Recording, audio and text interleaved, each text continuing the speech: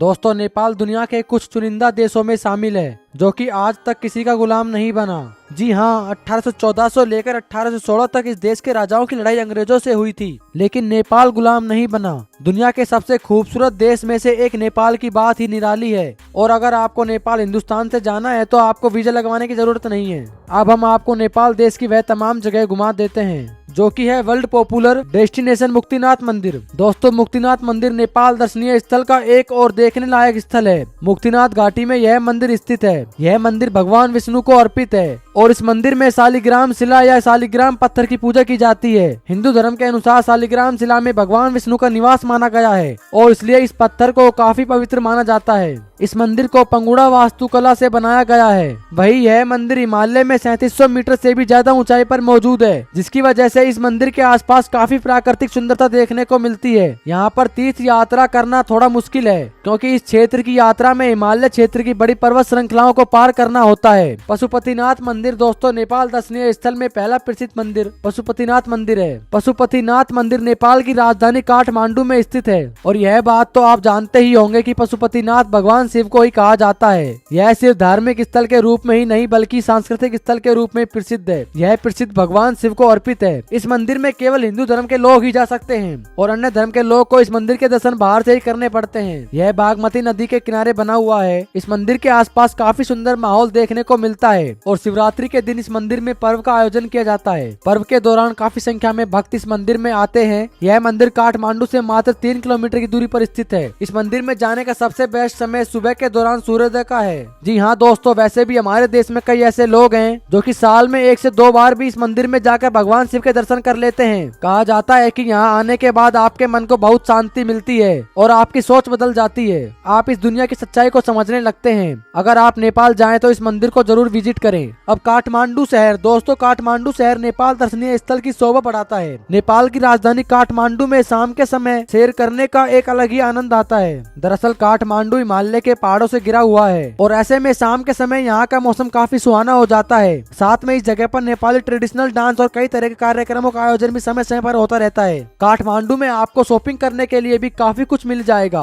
काठमांडू नेपाल का बेहद ही खूबसूरत शहर है दोस्तों। साथ ही इस शहर में आप सनराइज का भी मजा ले सकते हैं। कहा जाता है कि सुबह सुबह जब धूप खिलती है तो यहाँ का नजारा बेहद खूबसूरत होता है। साथ ही अगर आपको नेपाली खाने का शौक है और यहाँ के खाने का स्वाद लेना चाहते हैं तो आपको एक से बढ़कर एक रेस्टोरेंट भी मिल जाएंगे। दोस्तों, इस शहर की सबसे अच्छी बात यह है कि यह ओवर क्राउडेड नहीं है, यानी कि आपको कभी भी ऐसा नहीं लगेगा कि आप भीड़ भाड़ का हिस्सा हैं। तो नेपाल आप जब भी जाएंगे आपको इस शहर का दर्शन तो करना ही पड़ेगा क्योंकि दोस्तों यहीं पर सारी फ्लाइट लैंड करती हैं। भगवान राम का ससुराल यानी कि जनकपुर दोस्तों, रामायण की कहानी तो सबको पता ही है। आपको पता ही होगा कि भगवान राम का ससुराल नेपाल का जनकपुर है। जी हाँ दोस्तों, जनकपुर नेपाल का प्रसिद्ध धार्मिक स्थल है और यह नगर प्राचीन काल में मिथिला की राजधानी माना जाता है। यहाँ पर प्रसिद्ध राजा जनक थे जो सीता माता के पिता थे। दोस्तों, आपको बता दें कि आज भी हमारे देश में मिथिला की जय जयकार है। बिहार के कुछ जिले जैसे कि दरभंगा और मधुबनी मिथिला का हिस्सा हैं। आप जनकपुर जाकर माँ सीता के महल के दर्शन कर सकते हैं। दोस्तों, जनकपुर में आज भी वह धनुष वैसे का वैसा ही रखा हुआ है जिसे तोड़ने के बाद भगवान राम की शादी माता सीता के साथ हुई थी। अगर आपको रामायण से प्यार है तो जनकपुर में आप रामायण के हिस्से को जी लेंगे। माता सीता के दर्शन आपको मिल जाएंगे। दोस्तों, सागर माथा नेशनल पार्क भी नेपाल का एक बड़ा पर्यटन स्थल है जो उद्यान नेपाल दर्शनीय स्थल में 4 चांद लगा देते हैं।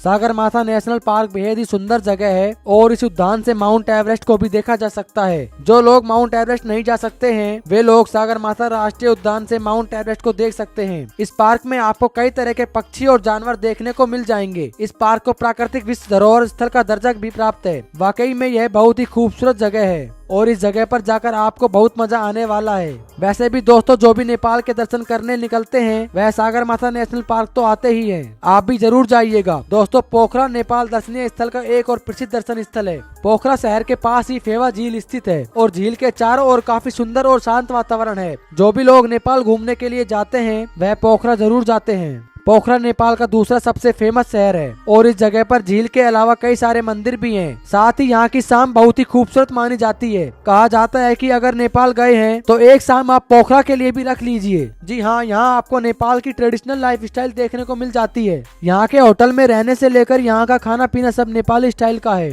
यहाँ आप नेपाल को जी लेंगे। लुम्बिनी दुनिया भर के बौद्ध अनुयायियों का तीर्थ स्थल है। यह स्थान भारत नेपाल सीमा से कुछ ही दूरी पर स्थित रूमिनो देही गाँव भी लुम्बिनी गाँव है। सम्राट अशोक के स्मारक स्तंभ के लिए जाने जाना वाला यह स्थल विश्व विरासत सूची में भी शामिल है। सम्राट अशोक ने इसे अपनी नेपाली यात्रा की स्मृति में बनवाया था। यहाँ का प्रमुख आकर्षण केंद्र 8 वर्ग किलोमीटर में फैला हुआ है। इसके अलावा माया देवी मंदिर भी तीर्थ यात्रियों के बीच खासा लोकप्रिय है। इसमें गौतम बुद्ध की मां माया देवी की मूर्ति है। माया देवी इस मूर्ति में गौतम बुद्ध को जन्म देती हुई दिखाई गई है। कहा जाता है कि यहाँ जाकर आप जो भी मन्नत मांगते हैं वह पूरा जरूर होता है और शायद यही वजह है कि लुम्बिनी में भारी संख्या में लोग आते हैं। देवघाट धाम दोस्तों, देवघाट धाम भी नेपाल के प्रमुख पर्यटन स्थल है। देवघाट धाम काली गंडक की और त्रिशूली नदी के संगम पर स्थित है। मकर संक्रांति के दौरान हिंदू धर्म के अनुयायी बड़ी संख्या में यहाँ आते हैं। इस दिन श्रद्धालु पवित्र नदी में डुबकी लगाते हैं। इसके अलावा यहाँ पर घूमने लायक कई ऐतिहासिक स्थल हैं। दोस्तों, यदि आपकी इच्छा कम पैसे में विदेश घूमने की है तो आप नेपाल जा सकते हैं। नेपाल में जाना बिल्कुल अपने देश में घूमने जैसा ही है। इस देश में कई सारे हिंदू मंदिर हैं। हर साल भारत से कई सारे लोग इस देश में बने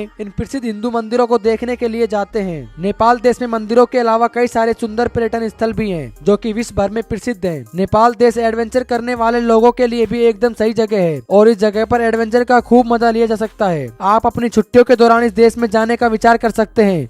अगर आप नेपाल देश की ट्रिप प्लान करते हैं तो आपको ज्यादा पैसा खर्च नहीं करने पड़ेंगे क्योंकि इस देश की करेंसी काफी सस्ती है और आप आराम से 4 से 5 दिन इस देश में करीब 25,000 रुपए खर्च कर सकते हैं। पूरी दुनिया में एकमात्र नेपाल ही एक ऐसा देश है जो आज तक किसी भी देश का गुलाम नहीं बना है। यही वजह है कि यहाँ किसी भी तरह की स्वतंत्रता दिवस नहीं मनाया जाता है। अगर आपको लगता है कि नेपाल पर्वतारोहण के लिए प्रसिद्ध एक छोटा देश है तो गलत नहीं है, लेकिन शायद आपको जानकर हैरानी होगी, लेकिन देश के राजधानी शहर काठमांडू में 15 किलोमीटर के दायरे में 7 यूनेस्को विश्व धरोहर सांस्कृतिक स्थल है। इसे लिविंग कल्चरल म्यूजियम के रूप में भी दूसरा नाम दिया गया है। इसके अलावा नेपाल में यूनेस्को द्वारा 4 मान्यता प्राप्त विश्व धरोहर स्थल है जो इसे सबसे ज्यादा विरासत स्थल वाला देश बनाते हैं। दोस्तों, नेपाल देश 14,03,350 स्क्वायर किलोमीटर में फैला हुआ है और क्षेत्रफल के मामले में यह दुनिया का 93वां सबसे बड़ा देश है। उम्मीद करता हूँ कि आपको यह हमारी वीडियो जरूर पसंद आई होगी। साथ ही दोस्तों, अगर आपको इस वीडियो पर कोई राय देनी है तो आप कमेंट करके अपना फीडबैक दे सकते हैं। दोस्तों, अगर आप हमारे चैनल पर नए हैं तो प्लीज चैनल को सब्सक्राइब जरूर कीजिएगा।